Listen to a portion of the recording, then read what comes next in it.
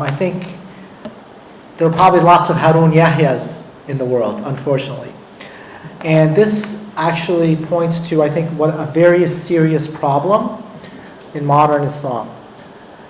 And it's because the Muslim public, generally speaking, is poorly educated in Islamic sciences, at least in the way that I'm talking about. They might know that they have to pray and they have to fast and that the Quran is the word of God, etc. But they don't know anything about the rules of the Arabic language. They don't know anything about the fact that the Quran includes some speech that is completely clear and doesn't allow interpretation, and other expressions that do allow interpretation.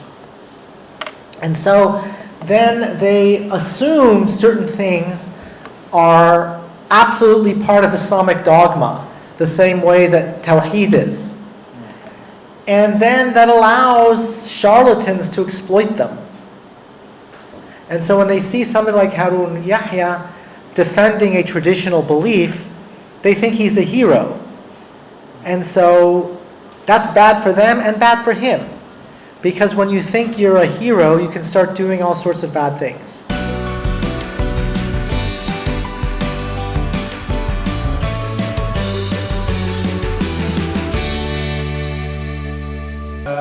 Kita tadi sudah diberi penjelasan panjang lebar tentang bagaimana kita menavigasi modernitas.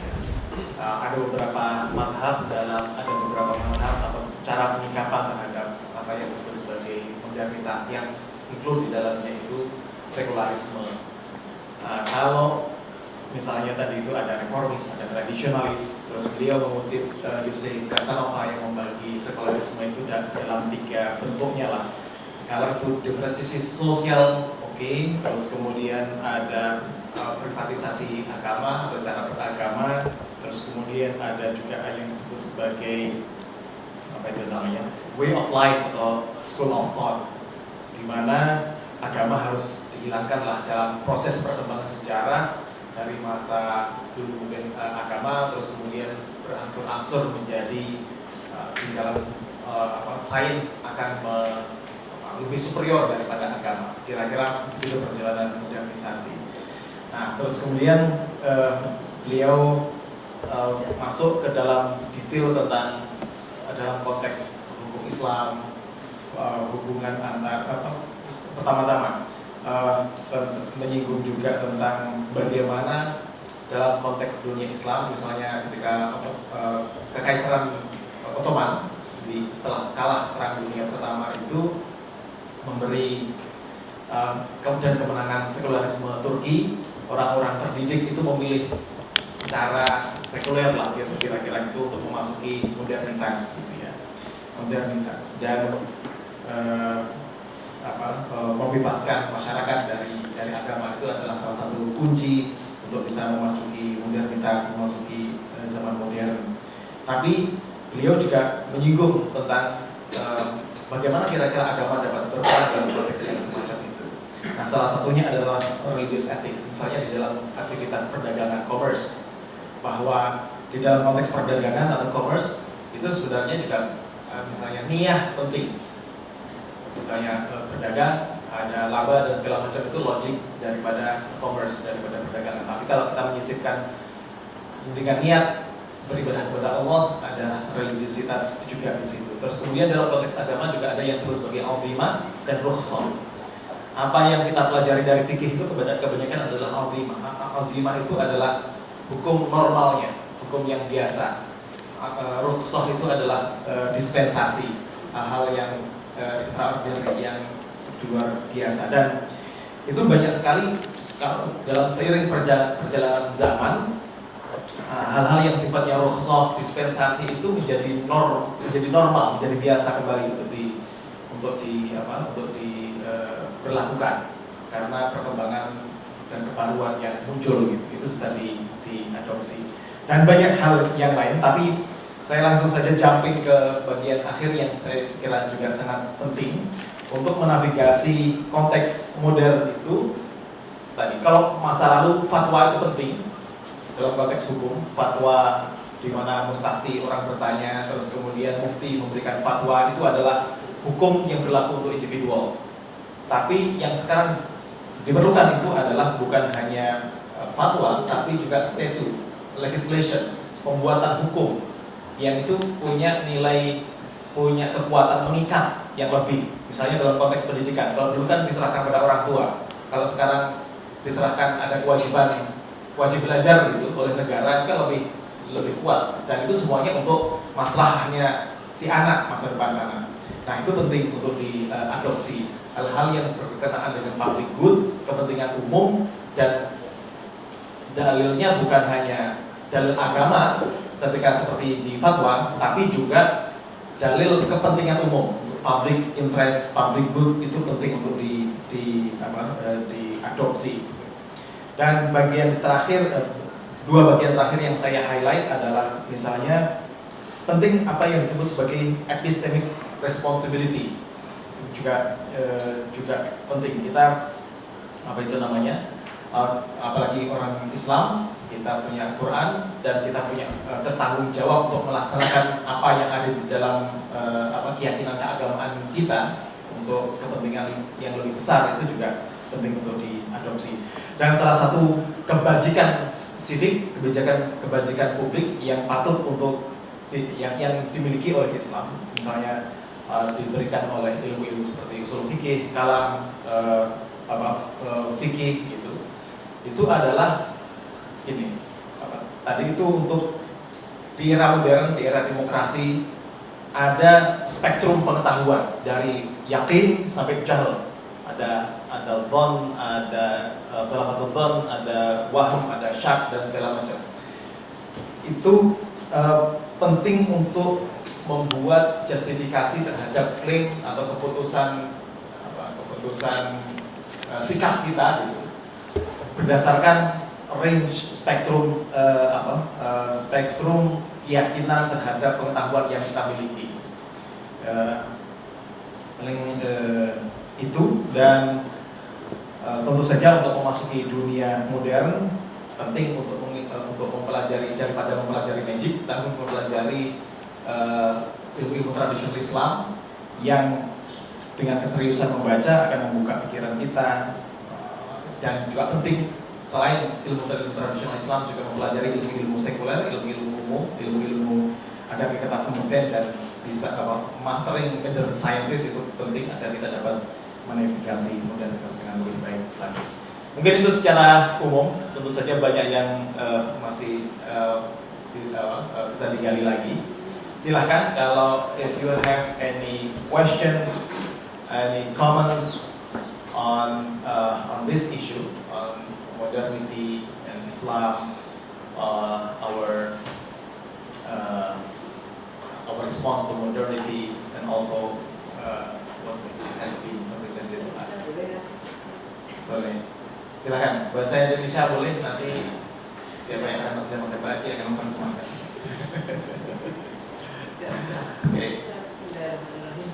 Assalamualaikum warahmatullahi wabarakatuh. Mohon maaf, suara saya masih stereo, baru sembuh dari batuk.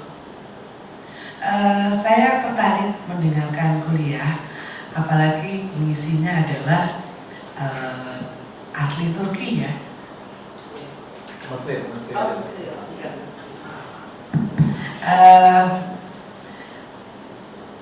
Beberapa dekade yang lalu ya, kita itu, saya nggak tahu teman-teman juga pernah memperhatikan apa enggak, kita sempat dihebohkan oleh waktu itu ya beredar di medsos gitu ya, ada seorang yang dikatakan waktu itu awal munculnya adalah dia sebagai tokoh ilmuwan Muslim. Mungkin Pak Siva pernah dengar. Yang kemudian ternyata semakin ke belakang, ya kalau benar berita yang kita baca, itu kan malah akhirnya melenceng gitu, ya kan? Yang akhirnya dia ya sangat jauh dari nilai-nilai agama. Padahal tadinya video-video yang beredar versi beliau itu kan sempat agak membuat euforia gitu ya, wah Islam sudah kembali unggul dan sebagainya dan sebagainya. Nah, maksud saya karena kaitannya dengan materi yang kita diskusikan hari ini, apa yang membuat seorang ilmuwan muslim itu bisa tetap bertahan dengan nilai-nilai Islam tapi juga modernan, atau dia bisa tetap berinteraksi dan bersinergi dengan teknologi maupun sains yang luar biasa perkembangannya, sehingga tidak lagi terjadi Harun Yahya yang selanjutnya. Terima kasih. Thank you. Yang lain juga boleh mempersiapkan pertanyaan, bebas. Pertanyaannya boleh tentang apa saja, boleh terkait materi atau terkait apa yang kalian ketahui. Silakan Profesor Suci.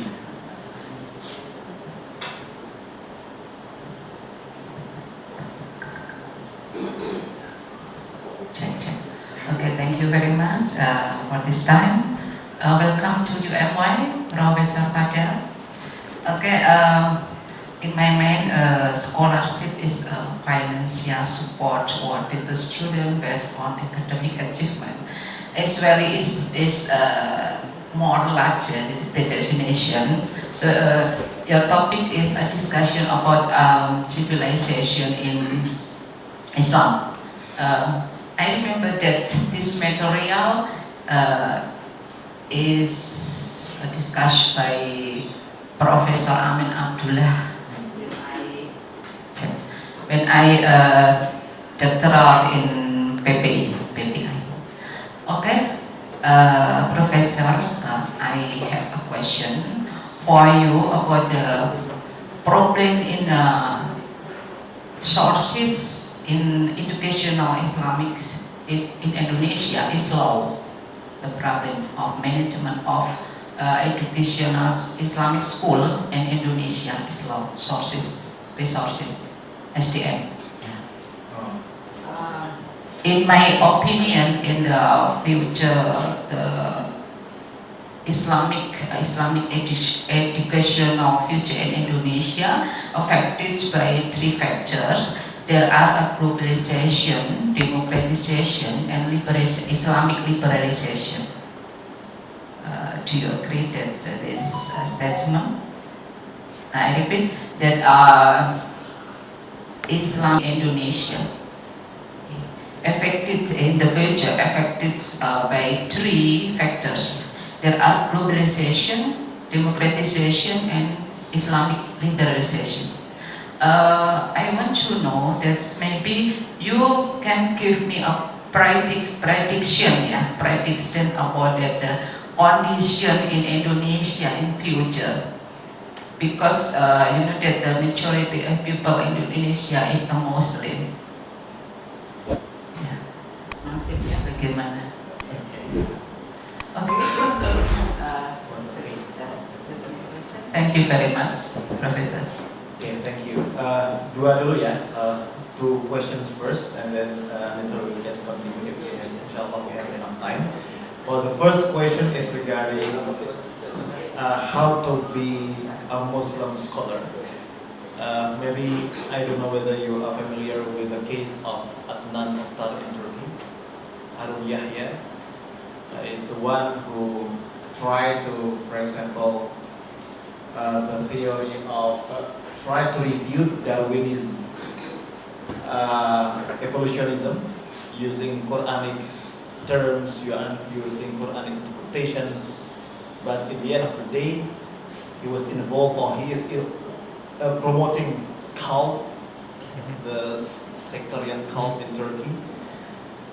Initially, Adnan Oktar or Harun Yahya has big influence in general Indonesians, for example, but then it turned out that it's violating the ethics of Islam.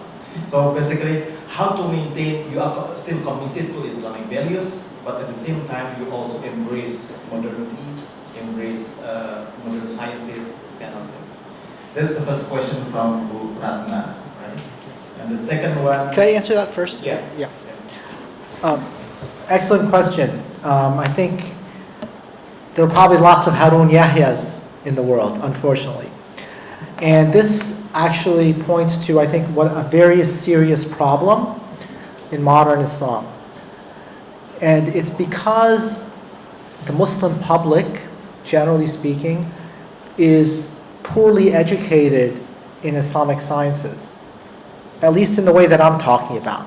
They might know that they have to pray and they have to fast and that the Quran is the word of God, etc. But they don't know anything about the rules of the Arabic language. They don't know anything about the fact that the Quran includes some speech that is completely clear and doesn't allow interpretation, and other expressions that do allow interpretation. And so then they assume certain things are absolutely part of Islamic dogma, the same way that Tawheed is. And then that allows charlatans to exploit them. And so when they see somebody like Harun Yahya defending a traditional belief, they think he's a hero. And so that's bad for them and bad for him. Because when you think you're a hero, you can start doing all sorts of bad things, right? And so this is why it's very important that we as educators teach Muslims to be able to think critically about the world and about Islam. And when I say critically, I don't mean say, oh, Islam is bad. I mean absorb the methods of the scholars, knowing the difference between, a nas, which is absolutely clear in its meaning, and the text, which is a zahir, which has an apparent sense, but it could mean something else, or text that's mutashabih, that's, we don't know what it means exactly, right? And so when people have these intermediate levels of knowledge in addition to facts, they're in a better position to reconcile religion and science. So, in Kalam, they would say that truth cannot contradict truth, right? Truth cannot contradict truth. And so when the Quran would use some sort of language that would seemingly attribute to God, subhanahu wa ta'ala, a physical organ, like a hand or something, they would say that, well, we must either say only God knows what he means by that, or that it's a metaphor. But you can't say that God has a hand. To say that God has a hand is a kind of shirk, because it's tashbih, right? Because reason tells us that it's impossible for God to have a physical body. And so therefore you have to reconcile the truth of reason with the truth of revelation. And that's part of the culture of the ulama that unfortunately is not common among the public. And that's what leads to this kind of fitna, in my opinion, right? And so part of Islamic education in the modern world is to increase the sophistication of the average Muslim. That's a really big challenge for Islamic education in the modern world. So that's how I would answer that question. Because we can't be telling people, reject science. Ghazali tells us in the Inqadh, and Munqidh min al-Dalal, that when Muslims tell people to reject science, and it's demonstrably true, that only hurts religion. It doesn't hurt science. So you can't defend religion by denying things that are scientifically established. Right? You can say, Allahu A'lam, we don't know exactly how to resolve this, but we know that the Quran is true. Right? And so we know that there's some way of reconciling it, but maybe we don't know what that is, but we know that there is. But we're not going to say this is not true, and tell people you have to reject this. Right? That's not the way to defend religion. Itu menurut Nana ya, dan semuanya. Jadi So the second question. kalau kita terpengaruh oleh dunia itu lack of education, harus belajar banyak lagi. mengajari tugas kita sebagai pendidik untuk mengajarkan tadi critical thinking, sophistication pada umat. Okay, the second question is with regard to the problems of education in general, especially in Indonesia. We are lacking of human resources that we are seeing. Yeah, probably that's one of the biggest challenge of Indonesian education. And other than that, also we are facing what's called globalization, democratization, and liberalization in education. And can you give us insight of what will be happening if the education is more globalized, facing globalization and liberalization? Yeah. Things like that. Yeah, a very good question. I alluded to the problem of globalization in my lecture, that part of the transition to modernity is that places like Indonesia, everywhere, become incorporated into a global network. And so in order to succeed, you have to become global. You can't isolate yourself, right? So globalization is something that can't be resisted. It must be managed properly. And so successful globalization, I mean, I'm not an expert, I think, but it requires, first, it requires two things. First, it requires educating your own citizenry in your own local values in a way that's competent and effective, while at the same time allowing them to acquire the skills necessary for them to succeed in a global world. It's very difficult. It's much easier for an American because America dominates the world. So as an American, you grow up, you don't have to worry about what people in Indonesia care or what Indonesians like, right? But Indonesians have to worry about what Americans like. It's unfair in that way, but that's sort of the way it is, right? Democratization, I think, is also a big problem. I mean, it's not necessarily a problem. It's an issue. I don't know exactly what you mean by democratization, but I think, or at least the way I understand it, is that access to education is democratized. It's publicly available, like, for example, the internet, right? Anybody can go and learn something outside of the official curriculum. So you can't control what's being taught. Like 300 years ago, you know, we could control what was taught because if you learned something, you had to go to a school, and we could set out what books are going to be read, and that's it, right? Very difficult to access books that weren't part of the official curriculum. That's not the case today. Today you can access anything, right? So I think that's what you mean by democratization. So one of the consequences of democratization, again, is putting an increased emphasis on developing the critical skills of learners. Because we cannot hide knowledge from people or falsehood from people, right? Everything is available to everybody all the time.